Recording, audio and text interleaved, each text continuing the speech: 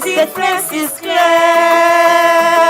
Hey, the difference is clear. Yeah. The difference is clear. Blessed woman, the difference is clear. Precious woman, the difference is clear.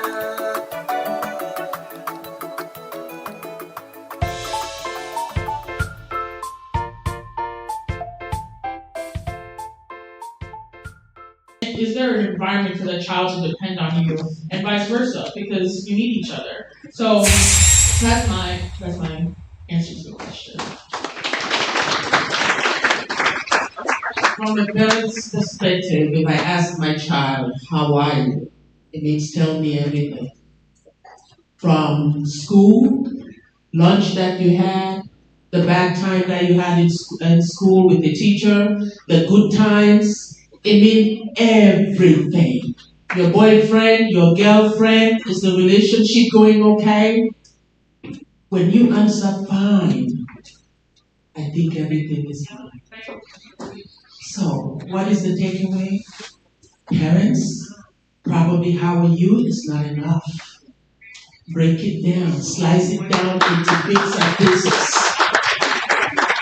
How was your history class, math class? How's the teacher? How's your boyfriend? How's your girlfriend? How's just your friends? You know, what are the relationship? Have you had a kiss yet? Slice it down. How are you is simply not enough. Next question, directed to our parent and parents. Some people might say that Cameroonian or African parents like to discuss about their children. From accolades to milestones, every parent wants their child to succeed, but community members may be toxic and have opinions that may influence one's parenting, and we know that happens. Did you ever find yourself giving in to the gossip and being hard on your child? Is this for the parent? I'm going to stand on this one because it is loaded.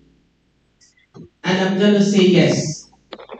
But although I won't call it gossip, I will call it a mother crying for help.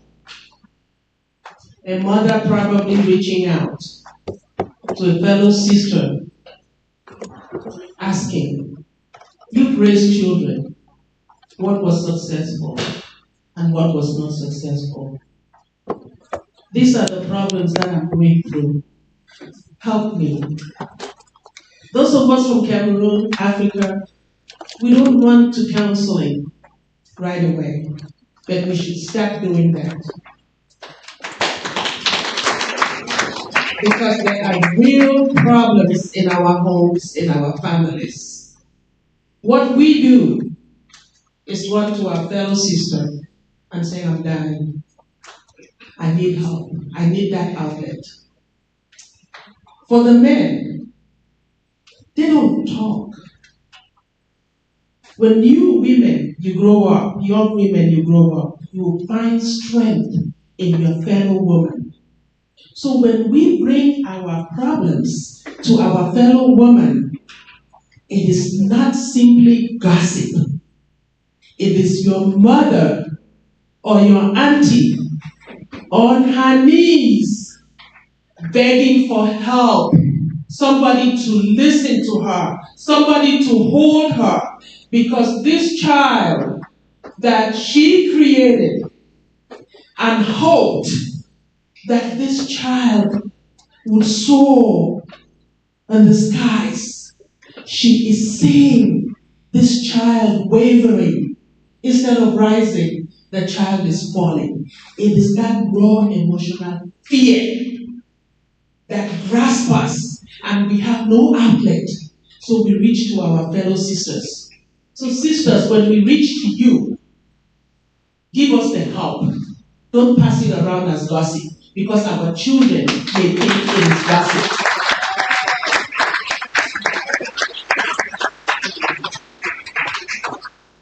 Next question. This question is directed to Renee Brian. in 1 week. Think back to different stages of your life, whether it was grade school, middle school, high school, or as a young adult. At which stage did you face your most significant challenges?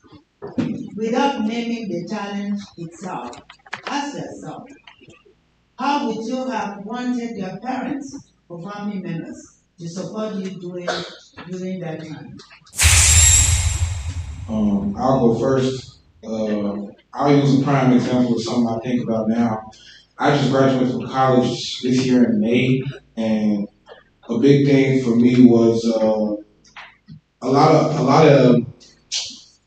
us going to college, and in some households, some parents, they never went to the traditional 4-year that you want to send your kids to. They might have went to 2-year community and did another online, and it's a different aspect. So for me, going to college was big, and when I figured out college was not like high school where, you know, the teachers cared about you and somebody was checking on you, and that was a hard time for me. And I want to say, and I'm kind of going to direct this more towards, I won't say my mom did a good job, but I'm going to try to specifically talk to the African fathers out there. Y'all have to really hone in with y'all kids when they're in college. Like, y'all have to reach out to y'all kids. Like, college is one of the hardest things you will ever face or go to, especially going to a 4-year. And having parents who check on you and come down there, like, I want to really ask, and I want y'all not to answer, but think about how many times, how many of you guys here have kids in college, how many times you go visit your kid? How many times you go pop in and see your kid and check on your kid and make sure they're doing good? Make sure they're not going through college by themselves and going alone. You know, calling the kid once a month or once a week, like, hey, you okay, you good? You know, that doesn't really help somebody. So I'd say for me personally, like, just having my parents there for me in college, because that's like a big thing. I say that was one of my biggest challenges I faced. And I say just for you guys, all that's there, all as parents, just make sure even when your kids, like you said, make sure when your kids are coming back from school, it's never that one-sided question of how are you. It should be, what do you want to talk about? What is something you want to hear? What is the dialogue you want to know? What should we be talking about? What happened in your day? Because as a kid, as me personally, I would have wished a lot of times my dad came and talked to me about certain stuff and came and asked certain questions that I wanted to talk to him about. But it was like, you know, I don't know how to bring this up to my father because I never tried. And I felt like as kids, you parents always feel like, oh, the kids should be reaching out. But sometimes we want y'all to reach out for once. We want to hear from y'all first. So that's a big thing we just want to hear from you guys.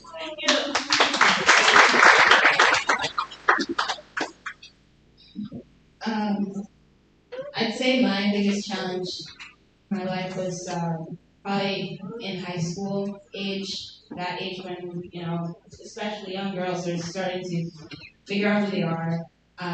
As we mentioned in the scenario, starting to become more independent. And I grew up right here in Aurora. This is my backyard. Grew up attending primarily white institutions, PWIs. So as I'm becoming more independent, I look around in class, nobody looks like me.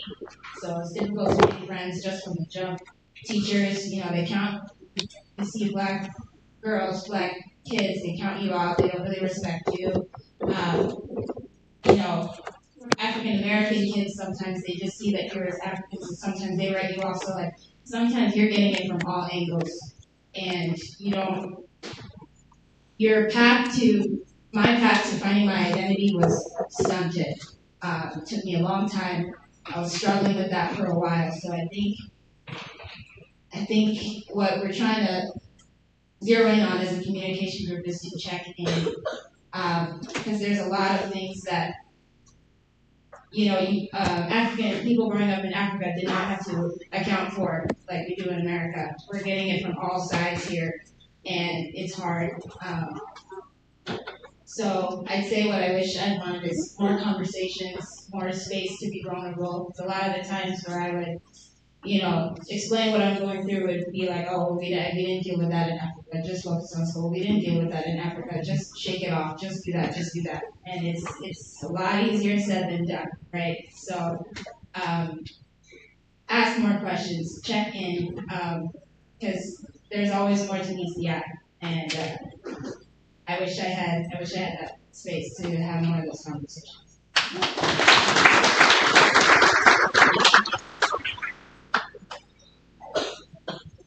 Brian and Lene honestly said everything I wanted to contribute, but I think another part that I want to add to is really about the checking in.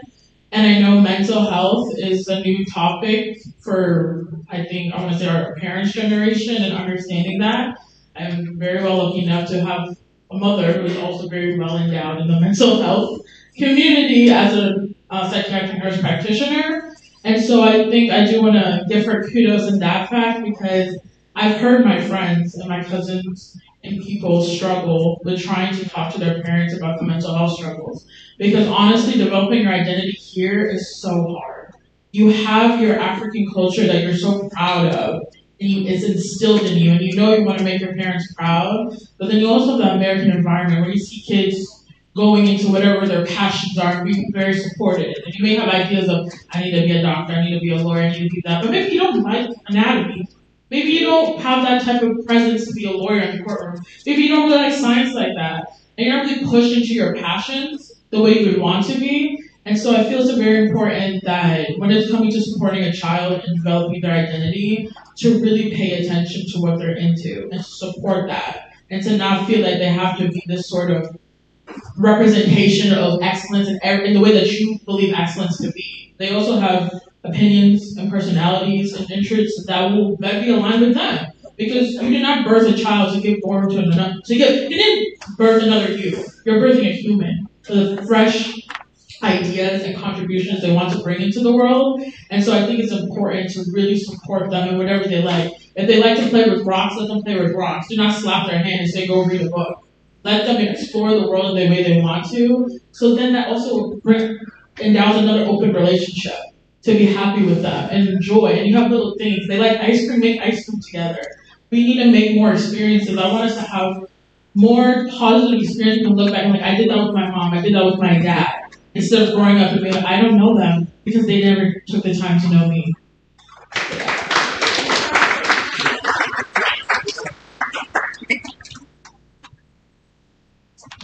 Thank you, Ms. Windham. And finally, what advice would you give to others on how they can approach their parents, or how parents can invite their children to seek guidance when they need it the most? The biggest thing I'll leave you guys here with today that has helped me and my mother's relationship 100 times, and it really brought us closer, was just communication. I had to learn at a young age communication. When I had girlfriends, communication. Relationships, friendships, communication. Talking to teachers, communication. Communication is within everything you do every single day. And you have to communicate with your kids. And the biggest thing is when you communicate, you have to be able to compromise. I know how you guys are as parents. I know you guys are very hard. You're stuck with the tradition. Y'all have to realize the biggest thing is we are no longer in Africa. This is America. You're raising your kid in America, not Africa. So, I believe y'all with this. Just try your hardest to adjust and align your values, but also make sure your kid is still comfortable within their own skin. Because you don't want your kids to be on the street saying, yeah, I hate talking to my mom and dad about these problems. You want your kids to tell other kids, I love bringing this up with my mom and dad because we're able to effectively talk about it, dissect it, and at the end of the day, still love one another.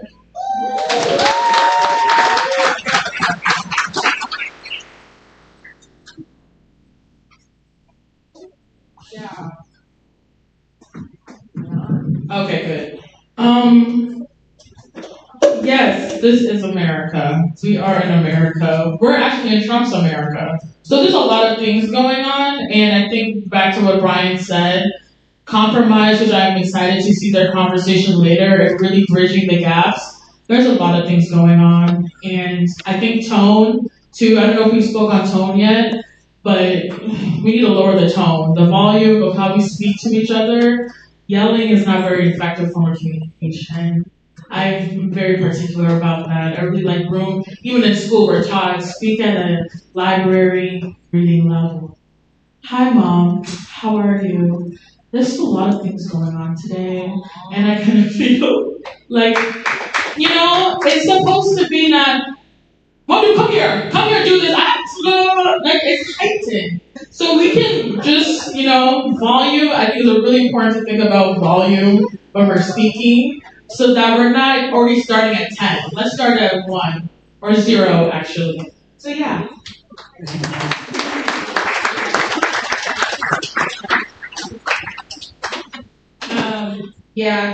Reiterating everything we've already set up here. Gonna reiterate to just check in. I'm glad that we're having this symposium today. Those of you who still have young kids have an opportunity to take this back and stay with it because, when we were growing up, it was both of us learning, our parents learning how to raise us in America, but also us learning, just learning, but being a part of life. So there's still a lot of learning to do on both sides. I don't want anyone to take this as parents, you're doing a terrible job, kids, you're perfect, because that's not that's not what we're trying to convey at all. There has to be a balance, right? And as long as I feel like communication is the Rosetta Stone to us bridging that healing, for those of us who are already grown and for those of us who are still raising young kids. So, yeah.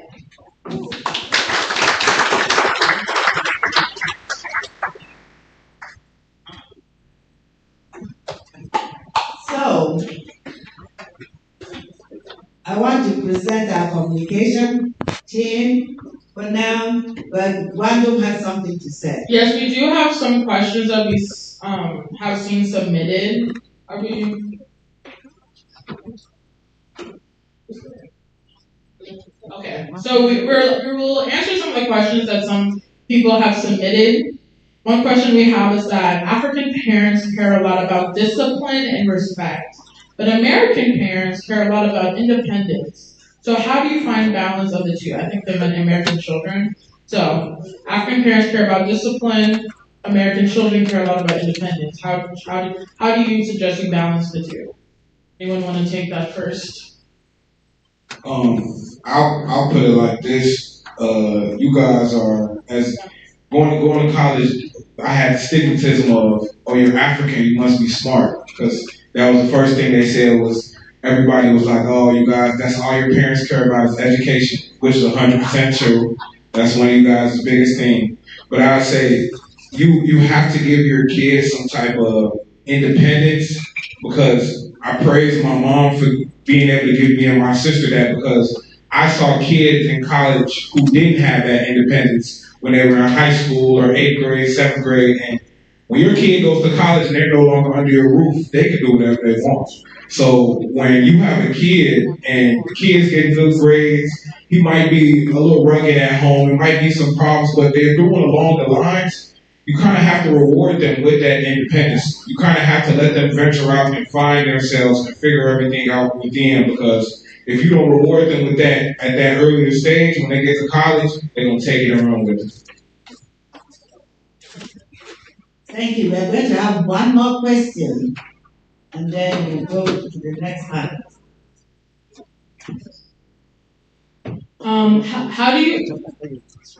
How do you correct and accommodate disrespectful slang without getting angry with your child?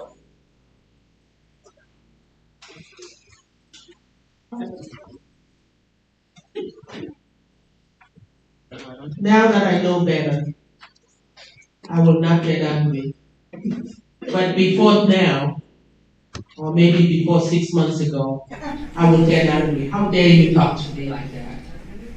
Because I never, as a child, spoke back to my mother, my father, my brother, or my sister. Because of respect, I never did that. So you must understand as a child, if you slam at me, someone who never, ever said something like that to anybody, how do you expect me to react? I didn't know.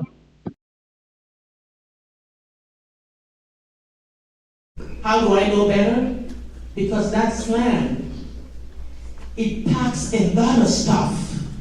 It's not only a slang, there's a reason behind that slang. Because your child would not disrespect you if he or she felt that they could speak to you and you would listen. So maybe it is the barrier that I put in front of that child. That's why they thought their action of saying something or slamming the door would catch my attention. So now, I go back and I say, honey, what is the problem?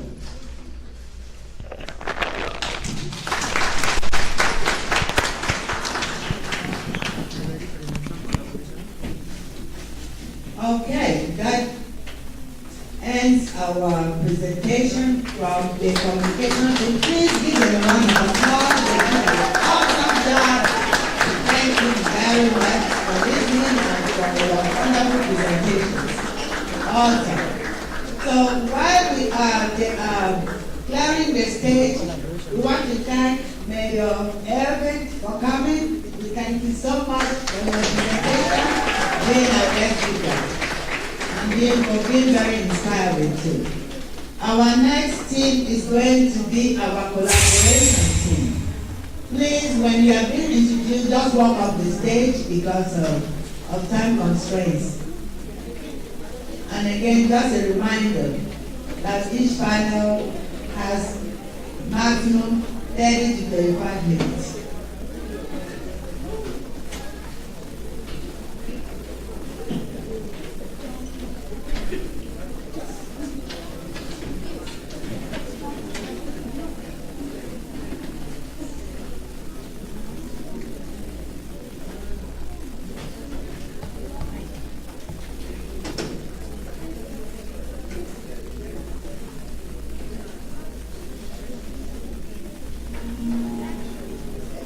Welcome to the 2025 Chicago Symposium, proudly hosted by the Graffi Association in collaboration with EYUMEMA, CAMWAC MOHWA. This year we are diving into a powerful conversation on raising American kids in African homes. Our panelists on collaboration bring together inspiring voices from diverse fields. Meet collaboration panelists, Mr. Peter Etta Jr. I chose to participate in this symposium to help understand and bridge the gap between parents and children as Africans living in America. Dr. Ann Assen. I joined the symposium to share my experience raising my daughters and other kids, navigating cultural differences around discipline, mental health, and complex family dynamics, and to help others create safe, nurturing homes while preserving our African values. Engineer Matabe Eyong. As a STEM ambassador for 16 years, I have mentored children growing up as minorities, and I was excited to be part of the collaboration that allowed us to listen to the kids' views in a more inclusive and well-rounded culture. Ms. Kelsey Isuke. I chose to participate in the symposium because it fosters vital conversations that help African parents better understand their children and American children better understand their parents. Dr. Tammy Hicks. I am honored to participate in the symposium Raising American Kids in African Homes. Parents and caregivers already do the work well. My role is to share ways to do it with affection, confidence, and less stress. Join us for an enriching dialogue where collaboration shapes the future of parenting and community. Don't miss this chance to connect, learn, and grow together.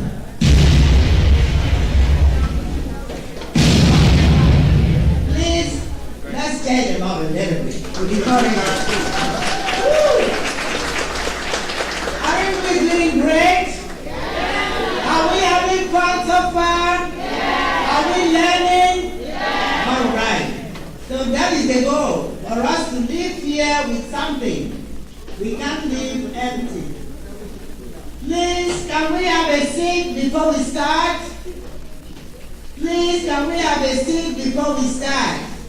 Let's be respectful of these panelists who have spent hours upon hours to prepare for this symposium. Please, can we close the entertainment section for now? please.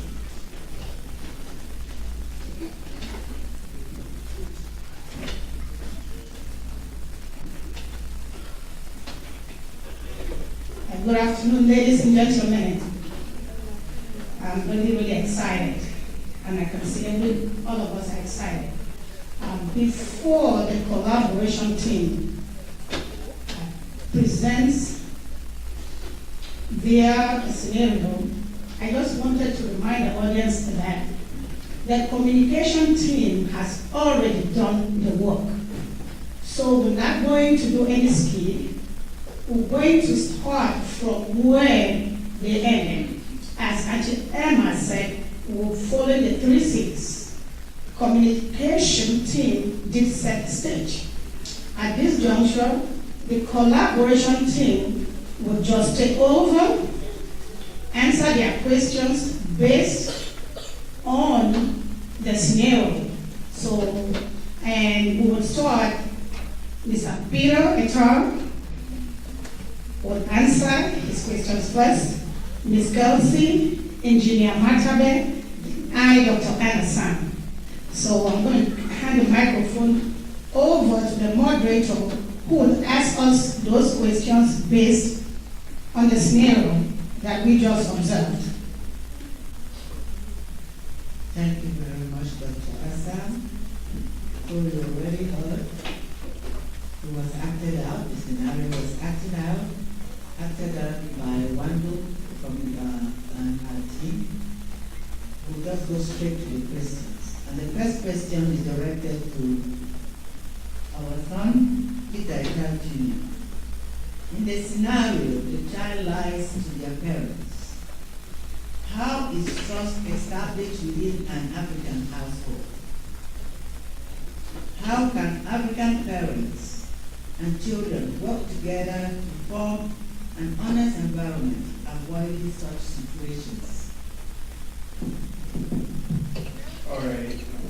Thank you, Auntie, for the question. So, as you mentioned in the scenario, the child lies. Now, the child lies at the end of the scenario, but in between, the child has made attempts to have open communication with their parents and has received no's each time. Just no.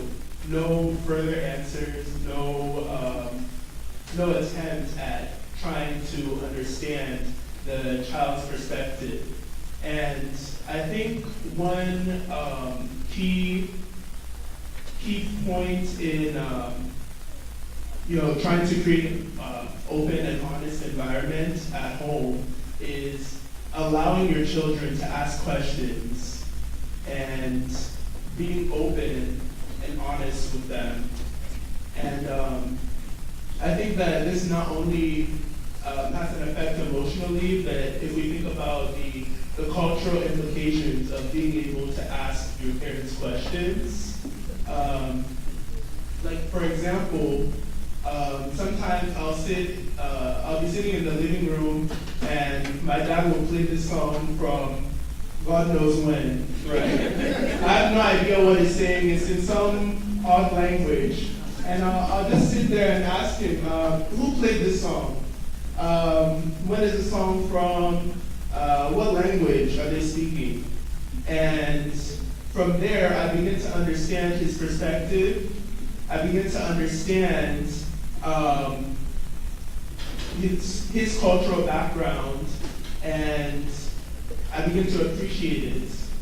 And I think, especially, given the current time, it's important to control the narratives that we have surrounding being African in America,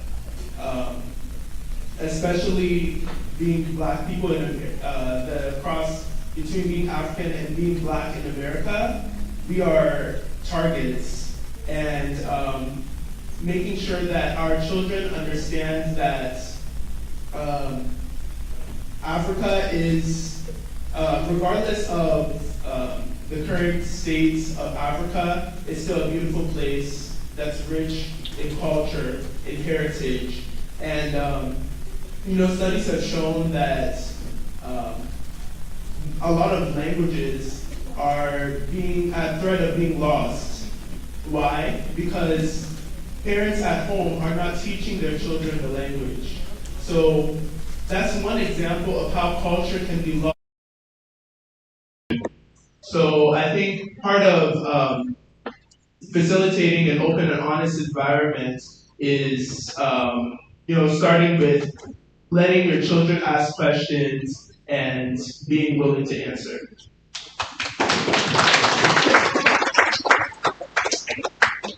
Next question is directed to Kelsey Izuka. In the scenario, the parent denies the child of attending social events, emphasizing the importance of her education.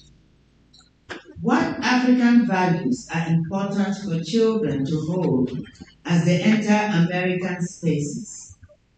What values should parents let go of? Thank you, Auntie. So like you stated, the parent refused to let the child attend these social events, and they highlight the importance of education, and they instill the values of discipline, respect for others, and academic success. Well, just in general, let's scale back and think of immigrant families. All immigrant families come to America thinking this is the land of opportunity. This is a place where your child becomes someone. So we're instilling that constant pressure saying education, focus on your education. But then you have to scale back. These are kids. They need social events. They need to learn communication skills, collaborative skills, because these are the skills they use when they go into the environment. Focusing only on education gives away for the skills that are needed for children to learn how to work with others, learn how to collaborate effectively, communicate effectively. So it's just opening that space where there's opportunities for families and parents and children to work together so that children understand their parents' perspective, saying education is the most secure path to success. But that's not the only foundation being led in African households. We also have to understand the child's perspective. They're growing up in a completely different environment.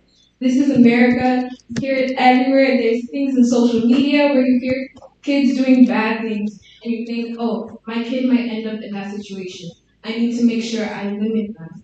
However, that does not necessarily mean that your kid will always be put in those situations. What we see from social media is not what your kid might be living in day to day. We have to understand, yes, while we take into account the things happening in social media, the things we see from different families, you have to put that trust, that foundation in your child and believe that the things they grow up with, the values you instilled in them, that they will follow that through as they go through their lives. Because we're creating a communication and collaboration that when your kid grows up, they leave your home, that they come back to you and say, hey mom, this is what happened. This is what I'm going through. This is what I need to talk about. And then your parents talk, okay, explain. And I would just highlight, this is really example from my family, living away from home, Monday to Friday. My mom calls me saying, what happened at school? How are things going?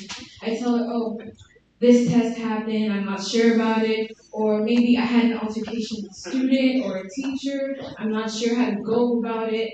And then we have that communication, we add that collaboration, and they're all integrated into each other, so we need to have good communication skills as well as good collaboration skills to have a good household. Thank you.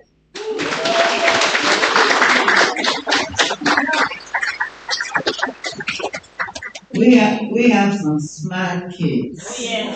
We have some smart kids, trust me. Now, our next question is for Engineer Matabe. How might parents better understand their child's desire for social connection? And how could the child appreciate parental concerns? Thank you, Matthew. Yeah, this question is really a question between parents and children collaboration. So when you look at this, we look at us as parents, do we really listen? Do we really listen to our kids?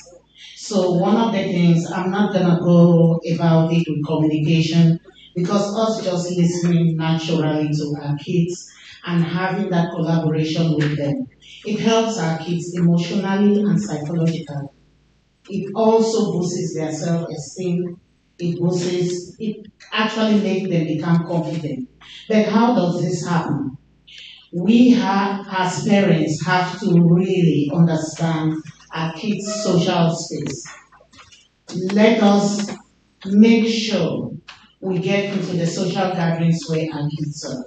For example, if our kids are actually doing a sport or an activity in school, do we as parents, African parents, participate? Do we participate in all the school activities? Do we go to our PTO meetings? So we meet other parents there with our kids' friends. So that is where you connect with parents connect with their kids' friends. That actually reduces the fact that a kid wants to go out for a social gathering with a friend and you say no, they can't go. Yes, they can go because you've already had that communication with other parents. You've had the communication. You've looked at whether the kids, I have a son who plays basketball and plays the violin. So most of his friends are his basketball mates, most of his friends are his youth group friends at church. But this is the thing, not all friends are actually good friends. So you have to look at the parents, you have to look at the values. We as parents, we also have to look at the values that family, the values that the family carries, and does it relate with the values that you carry? But what is the concern here? You talk to your child. You don't just tell your child, no, you can't go, no, you can't make this social networking because they do not. One of the things we do as parents, we have to have clear boundaries about how do we collaborate together with this child. We have to talk together. We have to meet.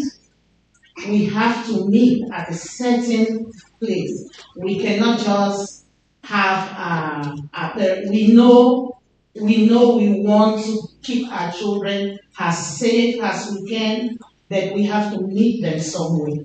Because one of the things we look at these kids, like someone said, they are very smart kids.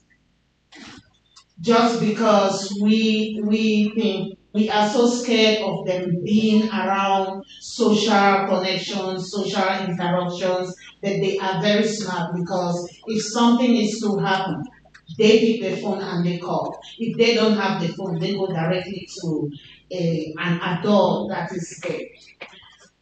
And I'm gonna say another example. Because of collaboration, one of the things, if your child is going out, say your child want to meet others for a movie, what do? You ask, is there an adult that is going to be there? Because some of us just go, we drop our kids and we leave. So we ask if there is an adult there. If there's no adult there, you volunteer as an adult and stay there with the kids, because you want to see what is going on as an adult, especially when you have kids that are under 18. Those are minors. You don't want to leave them in a public place without you paying attention there. So one last thing I'm going to talk about is, how do we appreciate parental consent?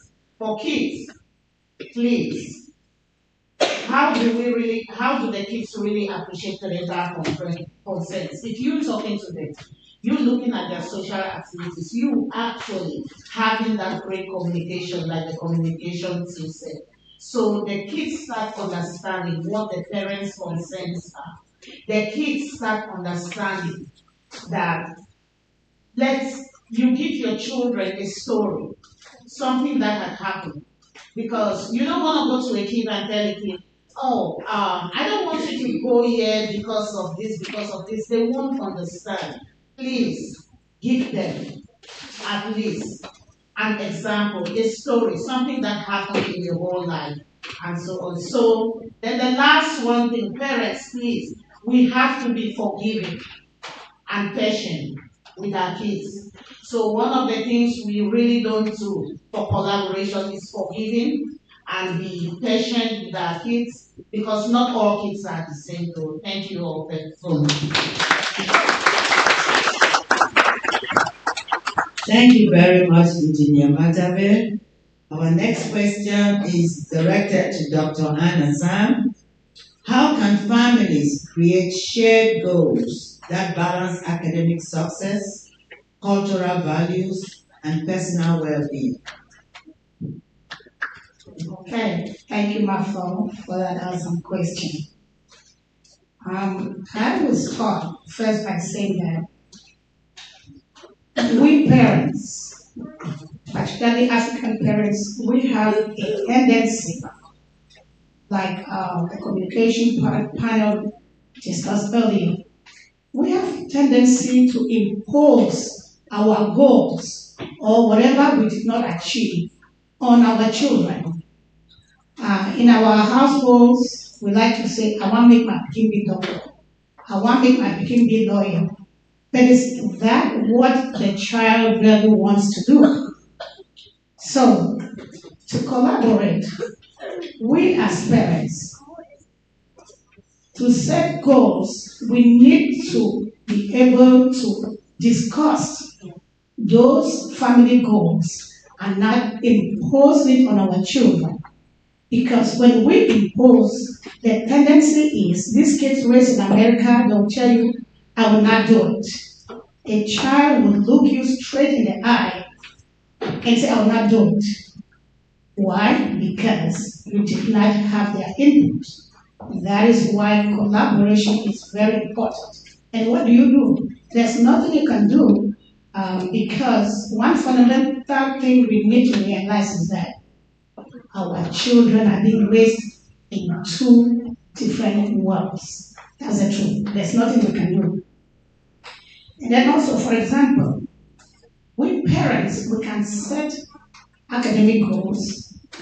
How do we can set academic goals, cultural values, as well as emotional life, because what we have seen in this country, I will speak for myself, it is so challenging. If we parents do not collaborate with our children and not to put anything out there or being too personal, we parents need to be very careful, husbands and wives, the way we interact with our children, because this affects not only their physical well-being, but their emotional well-being as well. And if we cannot collaborate as adults, how do we expect our children to collaborate? So, at some point, our African heritage, we like academics, like my colleague said. But we can also foster hobbies. Our children can learn. One of the ways that we could achieve a common goal is weekly family meals. And during weekly family meals, we can discuss our cultural heritage. We can talk about dance. And one thing we need to do, I'll speak in my own home. We used to do, Friday was our family day. But guess what? When we met on the talking, it used to be always about school. How you do? How about this test? Have you done all the homework? One day, my little child said, Mommy, do we have to talk about school all the time when we meet for dinner? Is there something else? Can we just talk and have fun and talk about things other than school? That was an eye-opening for me.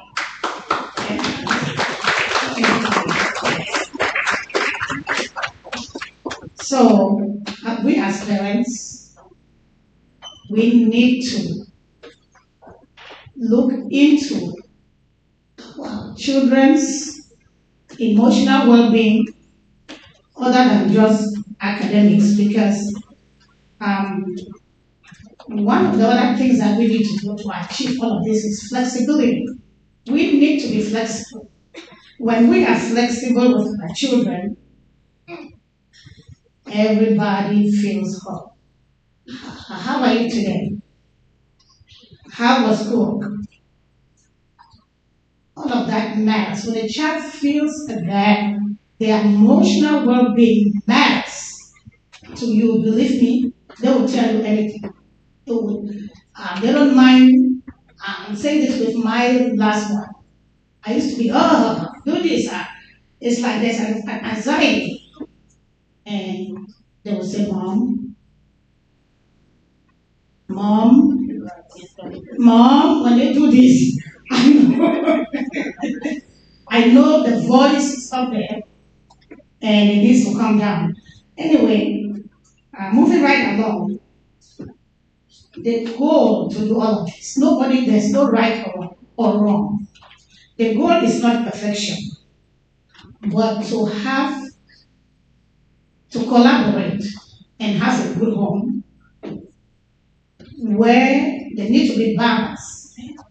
We need to have balance that will create success, values, and a home where joy can also coexist. In conclusion, ladies and gentlemen, with the collaboration team, we have seen that, like I said earlier, our children are growing in two different worlds. We have seen that trust is the foundation, built not only through respect, but also through open and honest communication. We're not saying that our values don't matter. Our values continue to remain our strength. And what are the values we talk about? Hard work. 2 seconds. Okay. Our values remain our strength, but we know that our cultural pride, the next thing is balance. We need to balance education and social life. And if we do that, we raise children who are not only successful, but also grounded and well fulfilled. Thank you.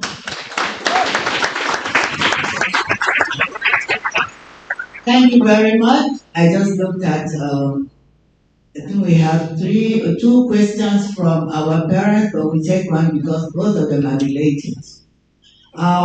Would you rather ask your child or expect your parents to ask you what you would like to become in life, or impose on you what you want to become in life? Who is going to take this question for the child? Yes. Okay. Okay, and I just want to touch on the point that Auntie Anne talked about how a child is not a parent's second chance. A child is a different being. I know African parents are fond of, back in my day, I used to trek to school. I used to do this. I understand the hardships. Your problems are nearly not as bad as mine. I did everything and I had to control my emotions. You're fine. But we need to understand. We have to collaborate. This is a different environment. We have new things here that technology is available for all children of all ages. So this is an entirely different place. So we have to adapt. It's the whole situation of adapting. Now, in relation to the question of what a parent should ask, we're all fond of you have to become a doctor. You have to do this, do that, do that. This is the path that they're laying down for you. This is the foundation you need to follow. This is your only path to success. But let's scale back. Let's take a turn and realize, wait, there are people out there making money, business owners, not even up to that. We have social media that just bridged many paths. So we have to understand it's not only about being successful, it's about the child's interest. I don't want you to ask me, what do you want to be, a doctor, lawyer, where do you want to go to college? Ask me, what are your interests? What are you fond of doing? What do you enjoy in your free time? Where do you see yourself in those 10 years from now? And I will tell you, this and this and that. And you say, okay, how do you think you can make money? Is this a sustainable job? Will it carry you through your family? Can it support your family? And then we take those all into account. We think about all of those situations. Because at the end of the day, even if I become a doctor, do I enjoy my time there? Or am I just doing it to make money and move on? And then we set those type of cycles. For the next cycle, I push to my kids, you have to be a doctor, it's where the money is. But they don't enjoy it. Thank you. Okay, Dr. Ann, wrap it up. But I just want to share my own personal life, what she just says. My older child, when she left, all what she heard us at home was not conducted. This child went to school trying to be an actor, to do medicine. We didn't know the stress she was going through. One day we visited her. She was bawling, crying. And I said, what is it? She said, Mommy, this chemistry, I cannot do it. This biology, that's the first semester. You know what I did? I looked my daughter right into her eyes, which is very important. And I said, baby, when you were going through high school, you are a good writer. You went into competition, one of the best ones you wrote. So you can do English. You needed to see how my daughter changed. I said, you could do English as a degree, and from there you decide what to do. Guess what? Today she's a successful attorney. She said she wants to be a lawyer, and she's a very successful attorney. So we parents, we need to let children Thank you very much, thank you very much. I would like you, Peter, you're the leader. What is the take-home message here? What's our take-home message? To collaborate with parents, collaborate with your children, pay attention to them, meet the middle ground. Isn't it? Oh, okay, thank you so much. Please give it up to collaboration team. Yes.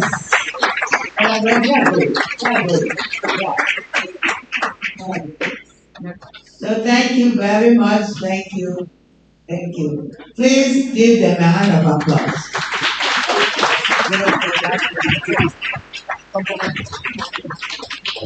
So our next team moving along. We are running a little bit behind, but I don't want to be unfair to the compromise team. I'm still going to give you equal time. So, which means that we're going to run a little bit behind time. Now meet our compromise team. Compromise team, you can start coming forward, please.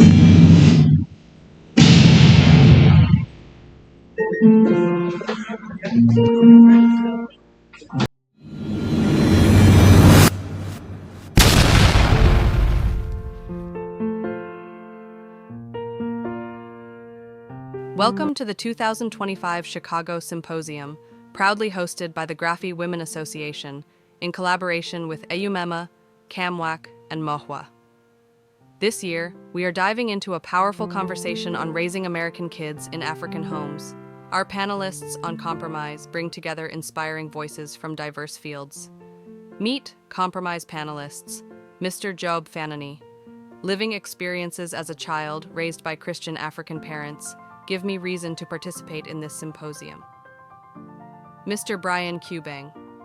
As a child born in Cameroon and brought to America at a young age, I believe that having both cultural backgrounds is what helps me move forward in life. Mrs. Kaleki Musau. I agreed to participate in this symposium to share insights on DCFS and its impact on African parents and children residing in America, as well as how to navigate the system when they come into contact with the agency. Dr. Vivian Undango. I believe my insights as both a parent and a practitioner can contribute to meaningful discussions about the intersection of American and African cultures in parenting. Mrs. Consistence Fonani. I view this symposium as an opportunity to impact families and communities on the next level. Join us for an enriching dialogue where compromise shapes the future of parenting and community. Don't miss this chance to connect, learn, and grow together. We ask your indulgence to sit down. We are almost done. We are almost there, please. Thank you for being so patient. Thank you for being very patient. I really applaud the kids. I don't see them running anywhere. I don't hear them crying. I don't hear them screaming. I see our kids sitting down quietly and listening, paying attention. So thank you very much. And I see everybody sitting down too. All right.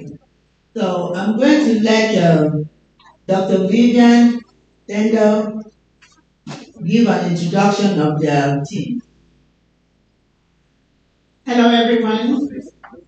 We have heard from communication, we've heard from collaboration, and at this point, we are going to hear from compromise team.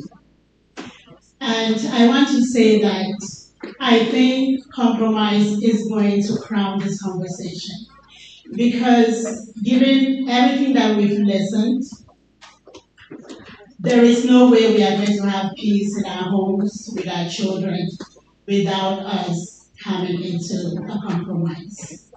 So I'm going to go first, and I'm going to paint a little situation.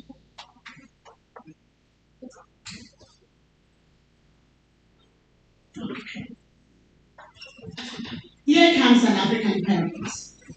My customs, my traditions, my values, my heritage. Those are the building blocks and the foundation on which I was raised. And I can just hear our African children in the home. Heck no, Mom, Dad. You know my realities, my lived experiences when I leave this house. Now, these are two opposite positions that we encounter in our homes every day. I bet we can all attest to this. We know that it is very difficult, it is challenging for us raising children in a multicultural community. And if we are not careful, we run into a lot of trouble. But guess what? There is a solution to this. And what is the solution? Compromise. Compromise, I think, is the solution. And what is compromise? And I'll read this. Compromise is the ability to listen to both sides and come to a settlement that is acceptable to both. If we don't have a compromise with our children, this is their lived reality. This is their lived experience. We are living in a culture that is so complex. If we don't have a compromising situation with our kids, we are going to run into a lot of problems. And so, one of the questions that we have for this group, and we try to analyze, is what are the long-term implications of our parenting decisions on our children? And at what point do we find common ground? You see, if we don't have a midpoint where we meet with our children to reason together, things usually go wrong. You know, speaking from the perspective of a parent and also a provider who sees these problems every day, who hears these things every day from people across multiple cultures, not just our African community, it is huge. When we fail to compromise with our children, I'm telling you, it translates into anxiety, it translates into depression, it translates into emotional dysregulation, it translates into unorthodox behavior that we have never seen. So my dear Cameroonians, African parents, our children, we need compromise. When we say compromise, we cannot be far right, we cannot be far left. We need a medium ground. We listen, we have to listen.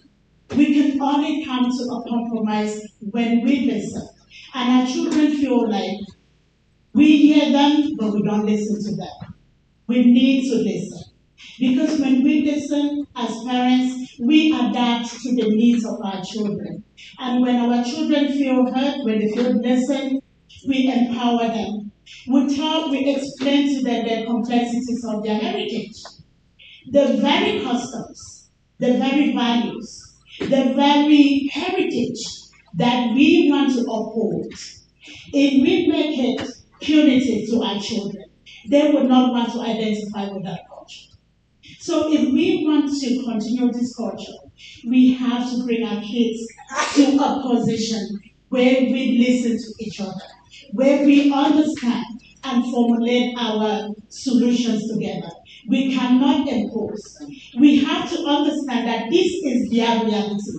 This is their lived experiences. I didn't go to school in this country. I didn't go to high school here. I didn't go to elementary school here. The troubles they encounter out there, I have no way of understanding until we come and find a middle ground. We will understand our kids. We will live and we will thrive as a family unit and one family system.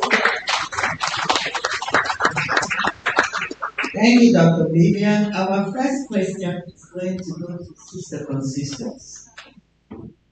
How would you suggest is the best way to navigate compromise between parents and kids in an African home? Thank you so much, Maflo. And with your permission, please give me 1 second. I'm really proud of the Graffi women and seeing this going, these conversations happening between parents and children. Graffi oye! Graffi oye! Mubi! The difference is clear. And I was so emotional when I saw our daughters, our sons speaking with the parents in the same panel. This is already the solution of what we are trying to have conversations about. And thank you so much, Maflo. Thank you so much, President, and the other groups that have associated with the Graffi women to bring this together. And thank you so much for your question, Maflo, on how we can navigate compromise. I think the communication group did an amazing job. The collaboration panelists did an amazing job. And I'm just going to come in with this point because I don't want to dwell so much on it, on how to compromise in order to navigate challenges happening in the African homes. The first thing I want to talk about is to model the conflict resolution process to the kids. So we have that conversation with them that we are going to begin to have this kind of conversation now going onward. It is not going to be an event, it's going to be a process, because this is something that was missing in our narrative. So now we are waking up to it. So we are going to explain that process to the children. And then we're going to have an open conversation and offer them an emotional safe space, like Ntum said. They need emotional safety. And when we open that emotional safe space, we are going to a space where they can express their emotion and their vulnerability without being shamed, without being blamed. And then on the part of the parents, when you offer that space, you will have to deactivate your defense system, you have to deactivate your offense, you have to deactivate your discipline.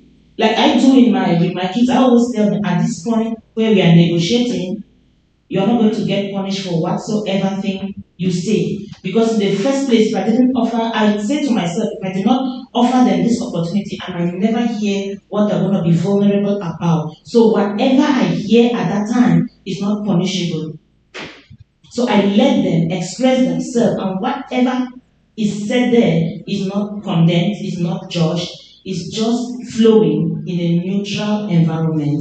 So, and then on the part of the parents too, we will have to actively listen. My son told me that African parents don't listen, they hear. And when they hear, they say, I've heard. So we have to actively listen without judging and without blaming. And when we actively listen without judging, without blaming, and we should resist the urge to correct them or discipline them for whatever horrible things we are going to hear at that moment. So at that time, compromise will be focused on solution. Compromise will be focused on solution. And parents, as much as we are granting them an emotional safe space to express their emotion, we will also have to be mature enough to deactivate emotional responses on our parts and not focus on the problem and not be stated on those things that will trigger, because they're going to say things, trust me, during compromise, they're going to say things that will trigger our African ego, that will challenge our personality, will challenge all the sacrifices we have done. We are going to hear those things. But we have to be able to be at the space where we can deactivate that to navigate this. And we are going to identify common goals. Identify common goals where we can pin on and then build from there. There are going to be a bunch of things that will trigger us, but we have to not pay attention to the negative. Focus on common goals, focus on the positive, and then build from there. When you were saying this, I noticed you said something like, I don't listen. Now, talking about us not listening, how would you like us to listen? They're going to tell you, they did an amazing job, the kids, telling us what we can do better. And if that conversation is happening, then it will help us on how to listen the way they feel listened to.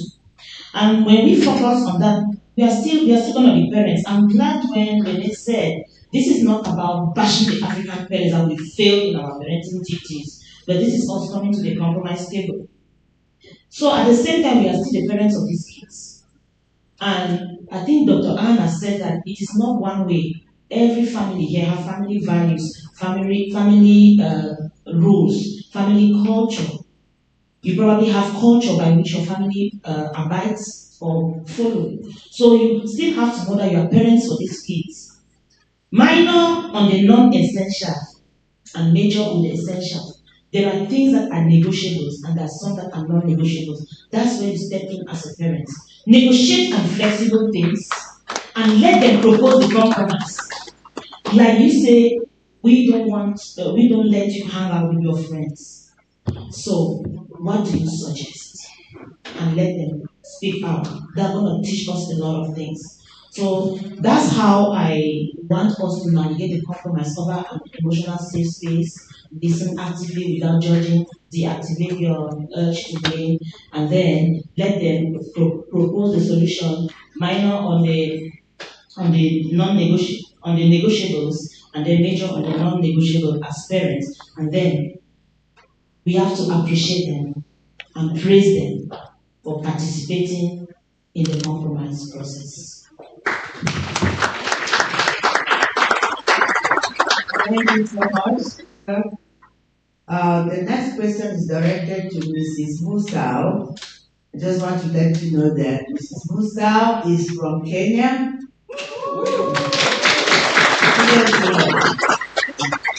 And she's a specialist. So we are going to get her perspective on what are some of the precautions and merits and the children for failing to compromise within the family system. Hi everybody. Thank you for having me come to this, and I want to say I'm so impressed that this room is full of parents and kids together, the panels, everything, and I'm so proud to see young people being able to come here and articulate so much knowledge. So as we continue to be Africans, and I'm a third generation African parent in America, so I have one kid. This is impressive. I thank you, Dr. Oben, I haven't met you, but everybody else who planned this, I'm totally impressed. And so happy to see this topic being addressed because it's long overdue.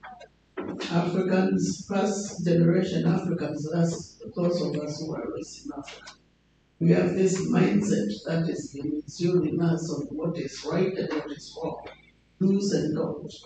And a lot of it has been addressed by the previous panels. But as one young person has said, there is a need for the two groups, the parents and kids, to educate each other. Because when you come here, first of all, we are on survival mode, the first generation, trying to make money, trying to provide house, food, everything else. And we think all the child needs is food, all the child needs is to study. And I'm sorry, I shouldn't say sorry because it's not a negative. Education is stressed everywhere in Africa. To be successful, you need to be educated. To be successful, you need to go to these other majors. So this is where the education, the kids educating you about culture here because they learn it faster than while you are focusing work, they're in school, and you are not the only teacher of your child, by the way. Once they leave your house, there are other teachers out there. And what they are learning is not necessarily what you believe. It does not align with your teaching, your beliefs, and all that. Consequently, compromising is a key thing to really keep in mind that I need to learn where my child is coming from. I need to learn the world they're living. And it's been compounded by media. Everything that's happening in media, some of them are such a false stuff. And our kids now, and I said I'm a third generation, they are on their phones, reading stuff from there. So not only are their friends teaching them, the media is educating them. Like it or not, it's happening. And as a DCFS, I'm actually retired, but as a DCFS, I was retired recently.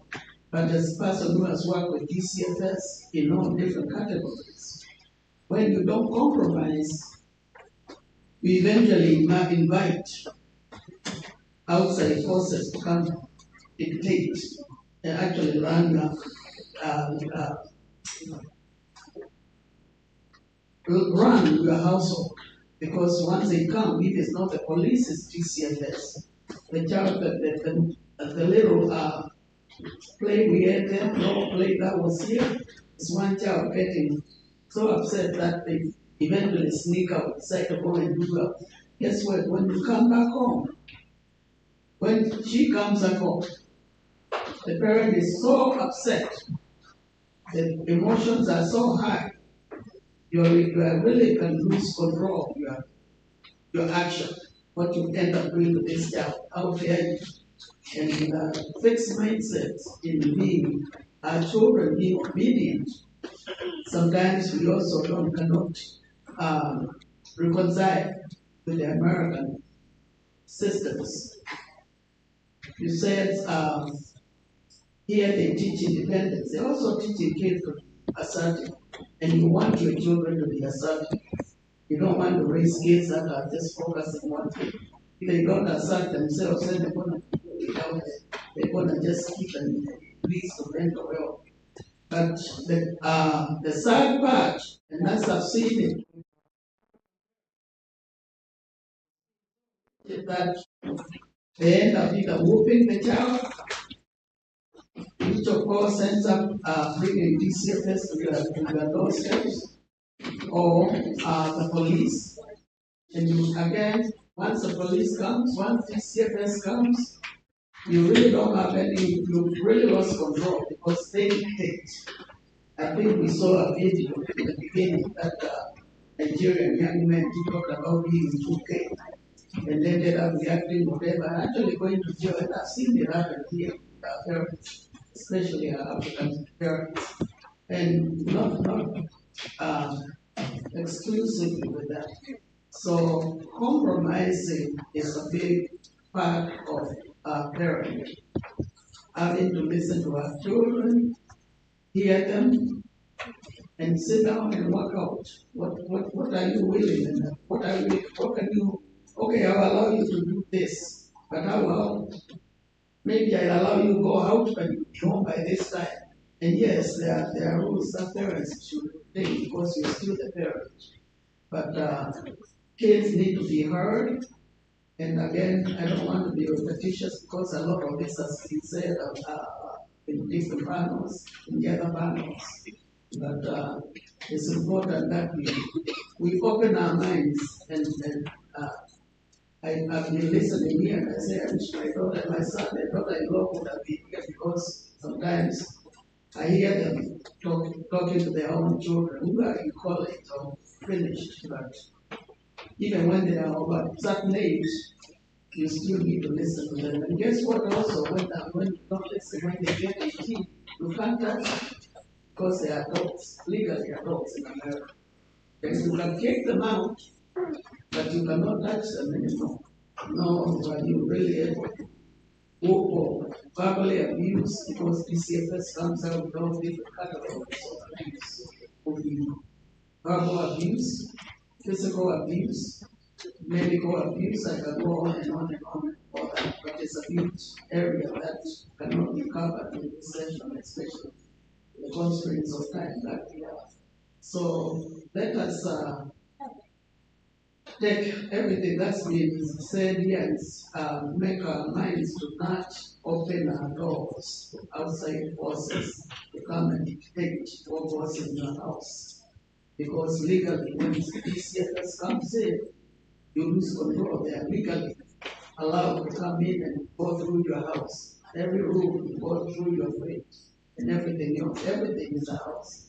And so, children need to also understand when they go to school, they had a disagreement with parents, and they go and say, this took place in my house.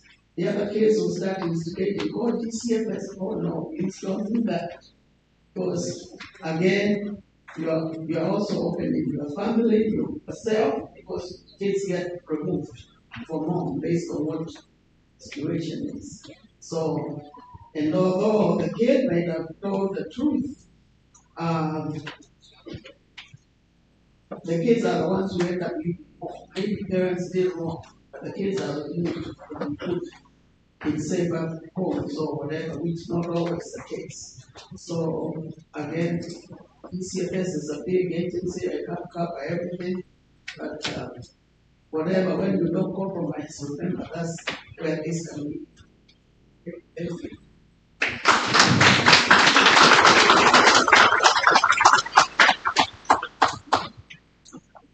Thank you, Mrs. Musa. The last question is for Joe. What are the pros and cons of compromise on the family system as a whole?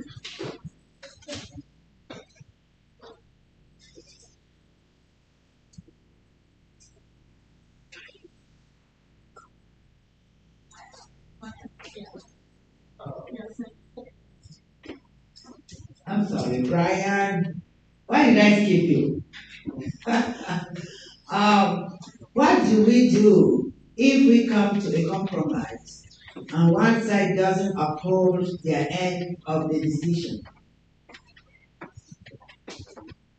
Okay, so what's going to happen when a compromise is made, a solution is made, and one party isn't upholding the end of the decision? This is where I would say the most important part of everything will come into play is accountability and how we're going to hold each other accountable, right? And that goes for parents and children as well. So when doing so, this is going to be one of your biggest learning opportunities too, because accountability in this form and space, especially when it's between your parents and your children, it's your time to really take the time to learn a lot about your parents, and for your child to learn a lot about for a child to learn about your parents and parents to learn about your child.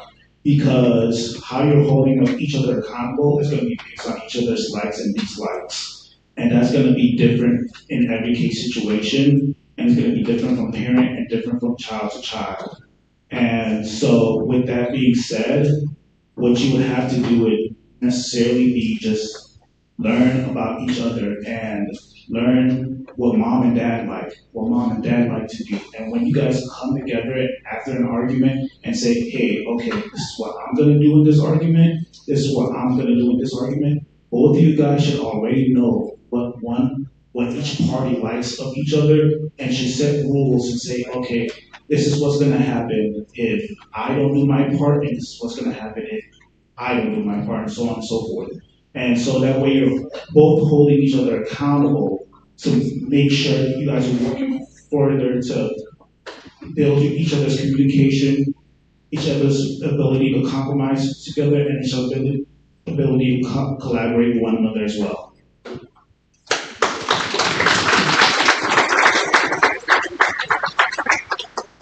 Great job. I apologize again. I guess that is why I skipped you, because you were going to say something that I would not like. I will kill you. Just kidding. Okay, our final question is for Joe. Joe happens to be one of our youngest panelists. And we thank you for coming, and he's a leader for this collaboration team. So I want to applaud you.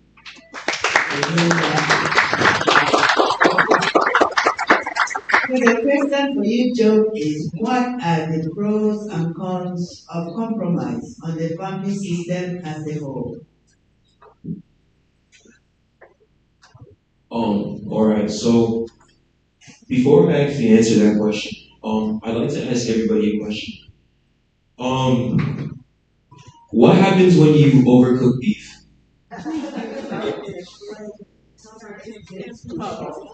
It gets too strong, right? It gets too strong. Have you ever tasted overly cooked soya and it's hard to chew, right? Now, another question. Who do you blame? Do you blame the beef or the cooker?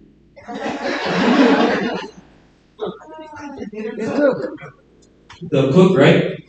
See, a lot of times in African homes, parents call their kids a strong head, right? But we have to ask ourselves, who made them strong?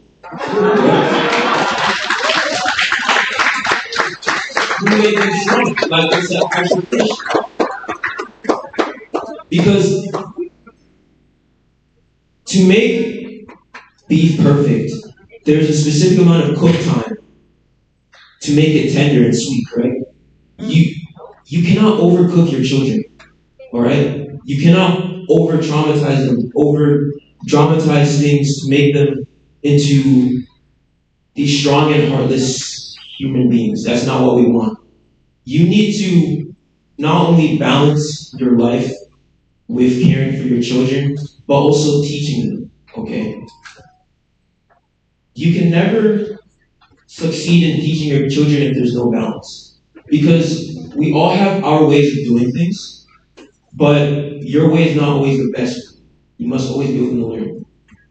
And one thing that makes me pretty mad in African parenting sometimes is their belief that they're always right. That they're not always right.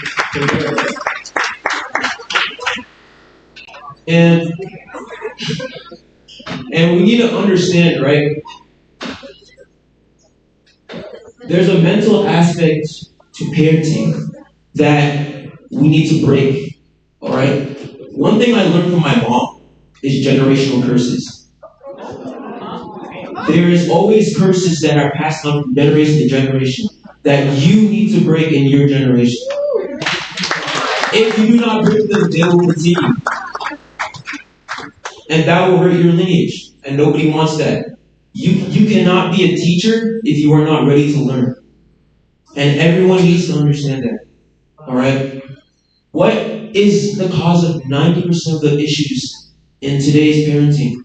Is pride. If you do not lower yourself, be open to learning, because just because you're older doesn't mean you're the smartest human being on earth. There are aspects of life that I know more than my father. Like, my father doesn't know much about cars, about games. I think I know more than him about that. But if he's not open to learn from me, then how can he teach me? Because we both have to have a learning curve in order for us to have a teaching curve, if that makes sense.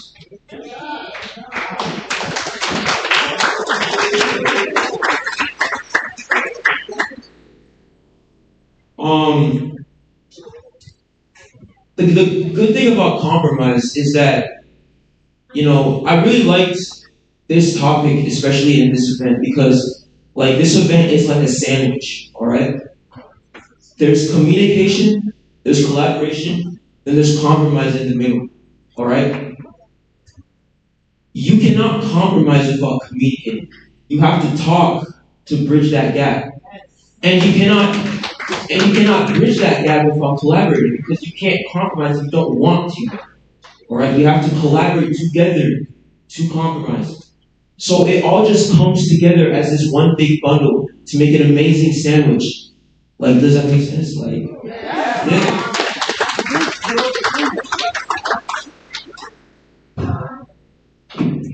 There is this gap that really needs to be bridged, especially with today's like parenting, because one thing that was brought up is that we're all learning, especially since, like, for example, I was born in Africa, but I was only there for like 2 years before I finally moved here. I was like a baby. And, growing up, the things we did in my house were totally different from what we did outside. And like, moving forward with my life, it really makes you like think about the fact that your parents, they do what they think is right, and then when they teach you stuff, like, you might not agree with it, but they think it's right. So it causes this, dysfunctional communication that slowly turns into arguments, which leads to not very well placed parenting, arguments in your household, and slowly turns into this bitterness that, if not treated now, will turn into this big tumor when you finally grow up. And none of us want that, right? None of us want that.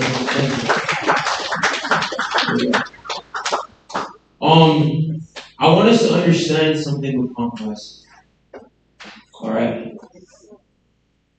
My dad always taught me that charity begins at home. And I always wondered, what does that mean? Children learn everything in their life, from cooking, cleaning, knowing how to handle situations from home. If you do not compromise with your children, obviously when they grow up, they won't know how to compromise with others. And, let's say, like sometimes for me, I watch the news, right? And then there's kids who get arrested for fighting. And then the parents, they're asked about it. And then they're like, I saw no signs. All right? They're like, I saw no signs. I didn't know they were like this. But in reality, the issues that they were doing now were issues that were created when they were younger. Were issues that were done when they were growing up, that weren't treated, or that the parents caused. And I really hate that fact that, parents make their kids seem like they're so evil at times. Like, they look at the world, like, they see all these bad things, and then they're like, my kid is like that, and like, I need to stop them from being like that. Like, parents need to stop thinking the worst of us, and start thinking the best of us. Because that will bring the best out of us instead of the worst.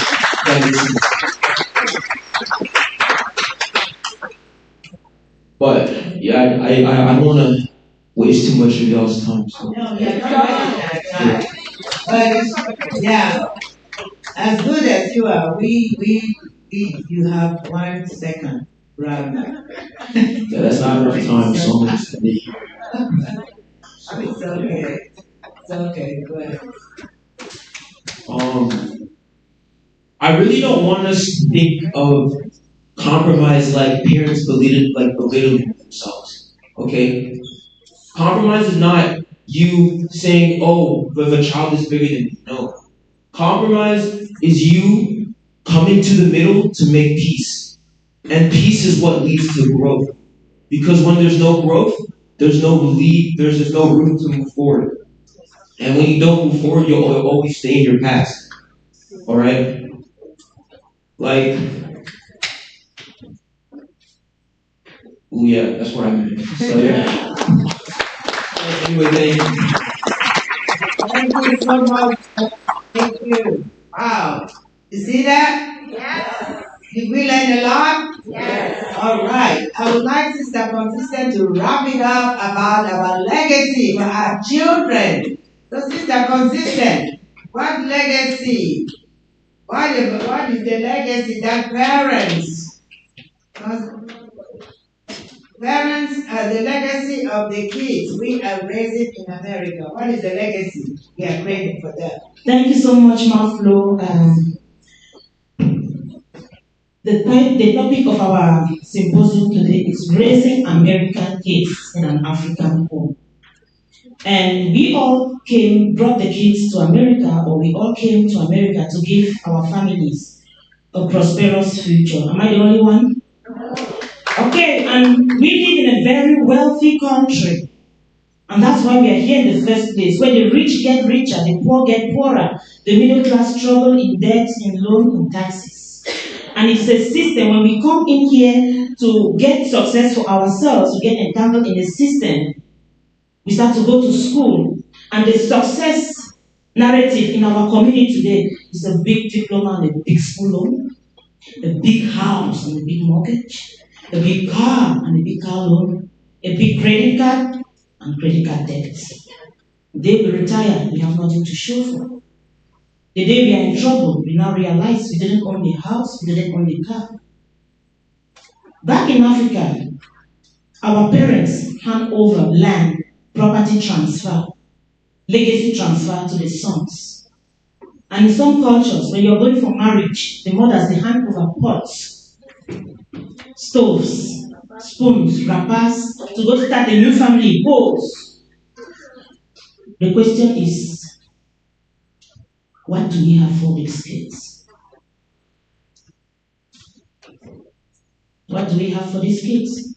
The very kids we came here to give them a prosperous future, we work 3 overtimes, we go to school to become doctors. When we make the money, these kids are going to public schools for free, eating food stamps and eating wigs.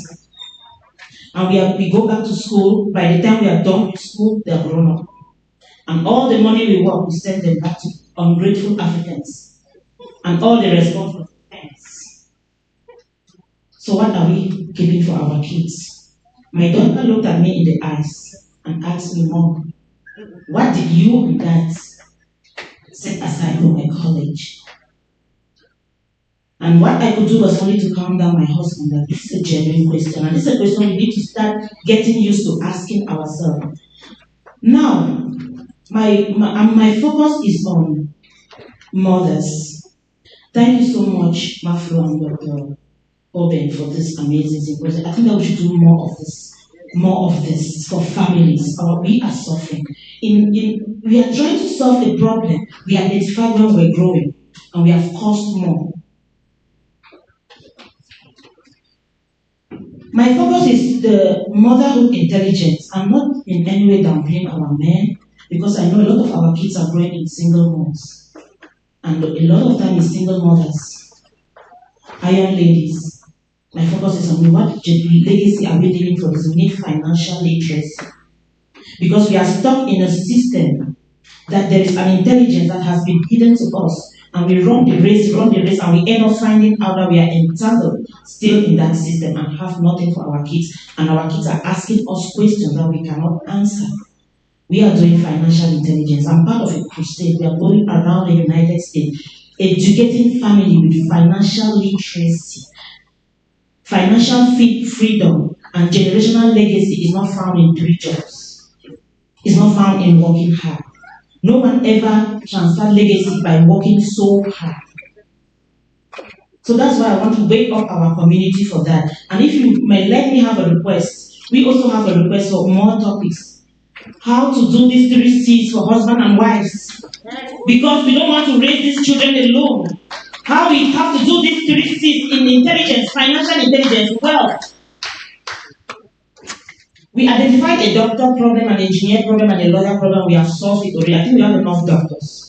And we have created more. When we grew up, we never saw single homes.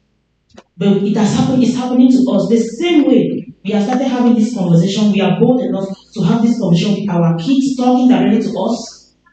We need to get bolder in doing all those, and we hope that you will also host more events to bridge all these gaps.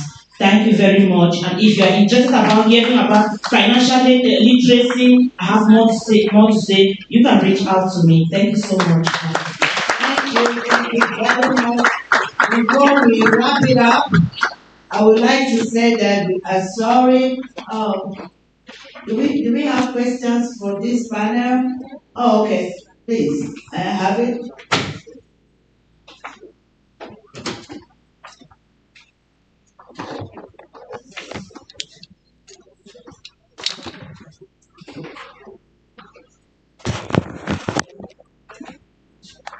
Sorry about that. I'm going to ask one question.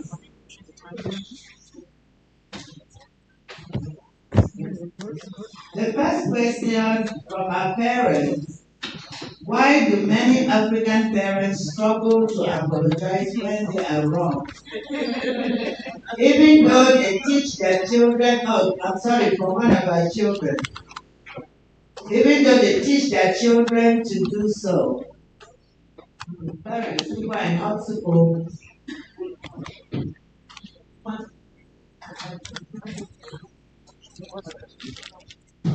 Hello? Yes, for parents, yeah. So I'm going to answer that, and I think that the best way to answer this question is on behalf of all the parents sitting here. I want to tell our kids, we are sorry. We are very sorry. And we realize that, and that's why we have all decided to come to the drawing board, and we are trying to fix it now. Because Joe said that we cannot move forward if we don't communicate. And if we don't communicate, there's going to be no growth. And if there's no growth, we are going to dwell in our past. That was the past. Now we are communicating and we are moving forward. Thank you. Let me just add. You know, African parents, I think sometimes their responses, I don't think it's from a place of malice. They are answering or responding from a place where that is what they know. But what I want to urge all of us as parents is that this is a new environment. This is a new place. It is a new space. And our children own this space. Sometimes, some of the things that we do or say are memories that are eternal for our children. They carry these memories in them through life. So, at this point, from what we've learned from here today, from what we've gathered from here today, let's be different. Let's start doing it differently. Our children have endured a lot. We probably were acting from a place of ignorance, but now that we know, we will do better.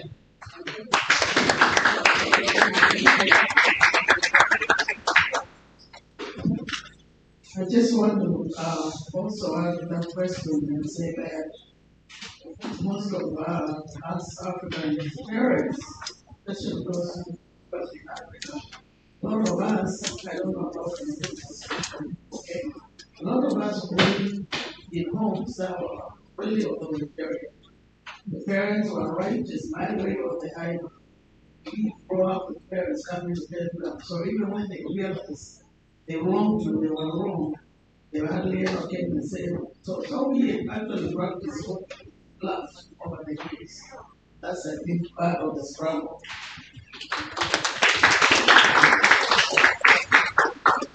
Okay, the final question, I think I want to ask this question because it's coming from the new parents. and is very important. What known resources are available to us new African parents to adapt, learn to better understand American culture and our help and to help our kids?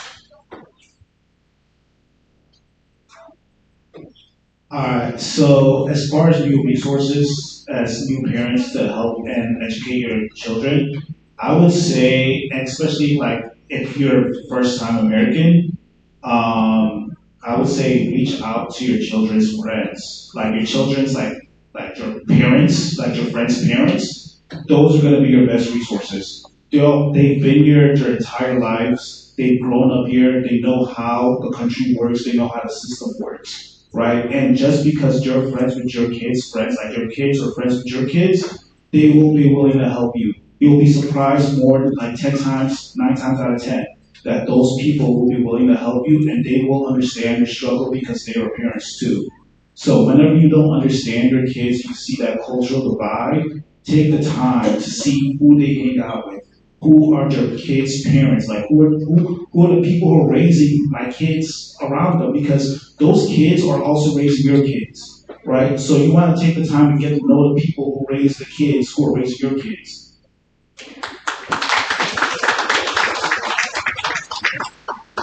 Thank you very much. So to wrap it up, before we leave, we wrap this up, I just want to say that we apologize that we couldn't take all your questions today.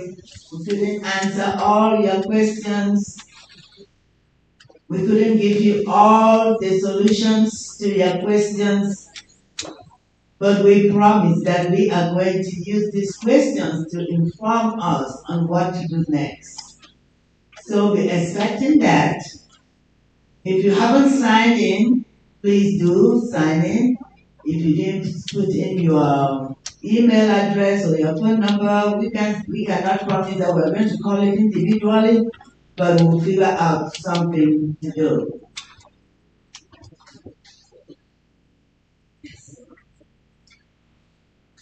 And so, before they leave, just want to say, what is the takeaway?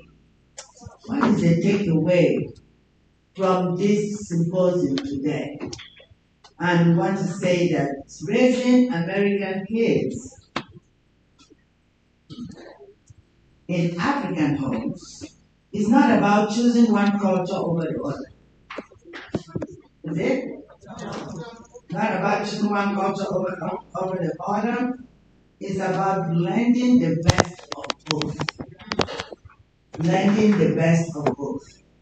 So when parents and children work together in trust, balance, and shared purpose, we raise not just successful students, but confident, resilient, and culturally rich young adults.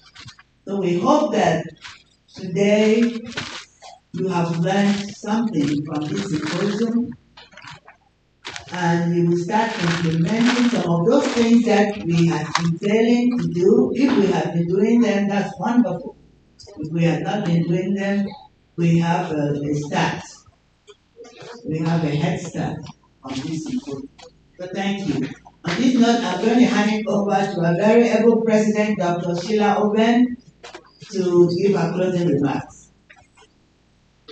Well, I think this is an amazing event. We've heard, thank you so much. I think this is, like I said in the beginning, this is just the start. We've identified the problem, we're bold enough to start having the conversation. This is just touching the tip of the iceberg. We must be confident in talking about these things if we want to have better relationship with our children when they grow up. We have to be honest with ourselves that many times our kids grow up and they leave, we never want to come back. Especially in the Cameroonian community. When our kids are able to be 14 and to stay home, they do not want to come to our occasions with the things that we have worked so hard and try to build in them those values. Because we want to pass that on to them, they shy away from it. Again, it's not about bashing parents.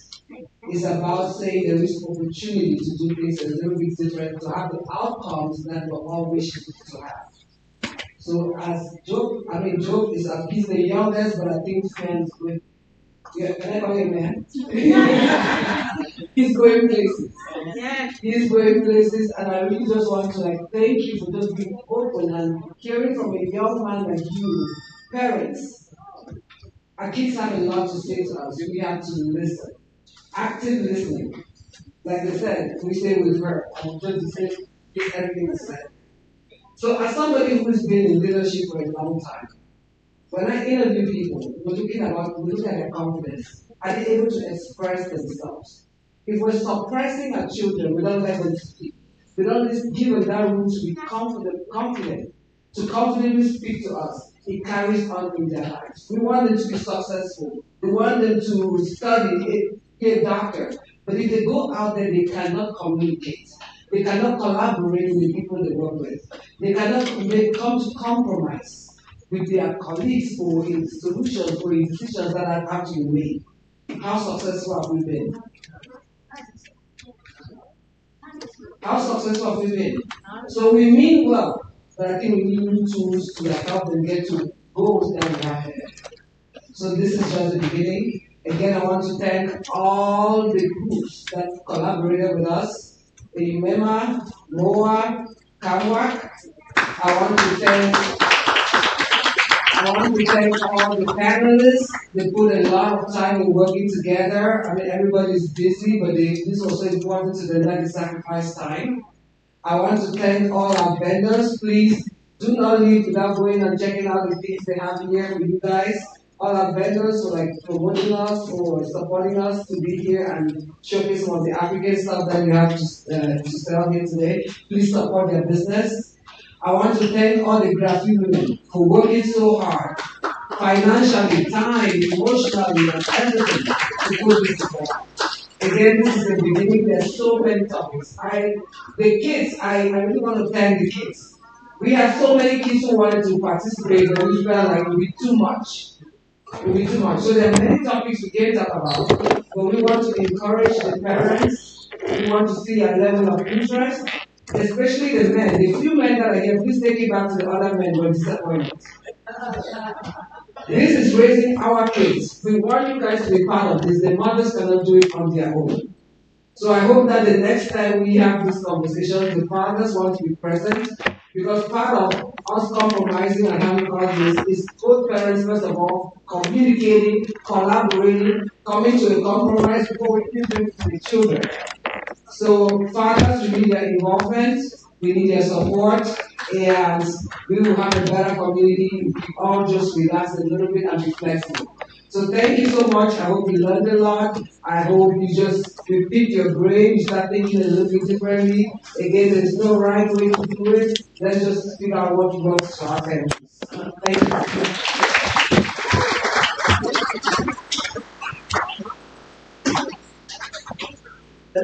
you. Thank you for coming. Please do not forget to visit the vendors. And we have snacks. Graffi women would like you to stay back and help clean up this place. And everybody, if you have anything in front of you, help clean it up. Take it to the garbage, please. Let's keep the place clean as we can do. Whatever you have. The difference is clear. Hey, the difference is clear. Yeah. The difference is clear. Woman, the difference is precious woman. The difference is clear.